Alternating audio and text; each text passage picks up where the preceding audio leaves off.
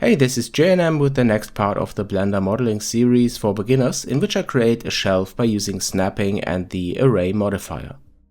I start with the default cube and change to right auto by pressing the 5 key on the numpad. Then I snap the view and switch to edit mode and face selection. I could enable snapping by pressing this button here, but I will enable it by pressing the Ctrl key in a moment. I select the face at the bottom because this is the one that I want to snap to the 0 value of the Z-axis. Then I press G and Z and hold the Ctrl key pressed to enable snapping. The detail level for snapping depends on the zoom level. This means when I zoom in using the mouse wheel, I can snap in finer steps. And with this I snap the top part, and this is the size I was going for. Okay, this is one horizontal part of the shelf that I want to duplicate 4 times, and the distances between these parts should be the same. Now I could go ahead and duplicate this by pressing Shift and D after I select all, then press G and Z and type in 2 to move it upwards 2 units, and then repeat this step again and again. But there's a more efficient way to do this, and this is using the array modifier. So select these duplicated parts and press delete to delete the vertices, then switch to object mode, and after that I go to the modifier tab to add an array modifier for the selected part. The value of the x-axis is set to 0, but I set the value of the z-axis to 20. Now we have the same result as before, but we can change the number of duplicated parts easily by increasing the count. And one more time, then we have 5 parts, which is the result that I wanted. Okay, the next step is to create the parts on the left and the right. Let's hide the camera and the light because we don't need this at the moment. Then I apply the array modifier so that the meshes are created for the parts and I can work with it. For example, select one part in edit mode by pressing the L key, then duplicate it by pressing Shift and D, and then I move it along the Y-axis by pressing G and Y, rotate it by pressing R, then X to rotate it around the X-axis and type in 90 to rotate it 90 degrees. Okay, this will be the first part for the sides, for the left side, and I want to snap it to this vertex here of the part at the bottom.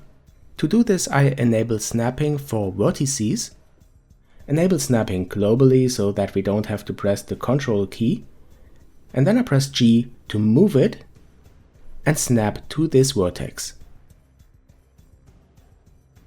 Alright, we will need the same part on the right side, so I press Shift and D to duplicate it, then move it along the Y-axis to the right, and again snap it to a vertex of the part at the bottom. Okay, now we have to increase the size of both parts and align it to the top part. So I select the top faces of these parts, press G and Z to move it along the Z-axis upwards, and use again snapping to vertices to snap it to the top part. And this is the basic shape of the shelf.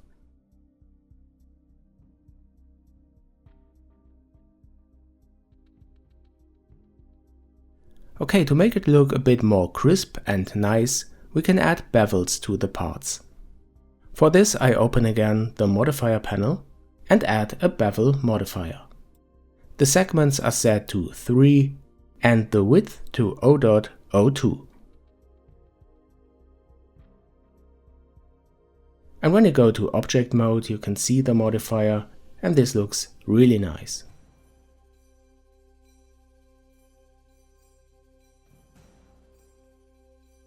The last part now is to add the back of the shelf. But before we can do this, we have to decrease the size of the parts in the middle by selecting these faces here. And then I press G and X to move them backwards just a little bit.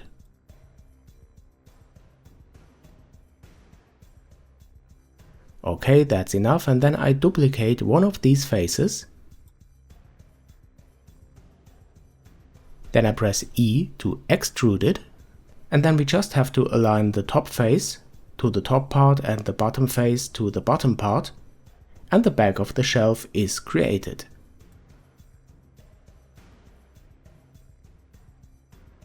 Here for the face at the bottom, select it, press G and Z and move it till it snaps to this vertex.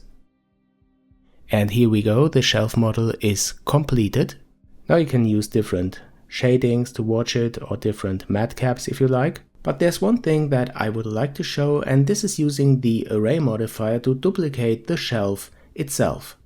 So with the shelf model selected, I add an array modifier again. And instead of the x-axis, I use the y-axis and create a few shelves in a row. And if you like, you can change the relative offset as well.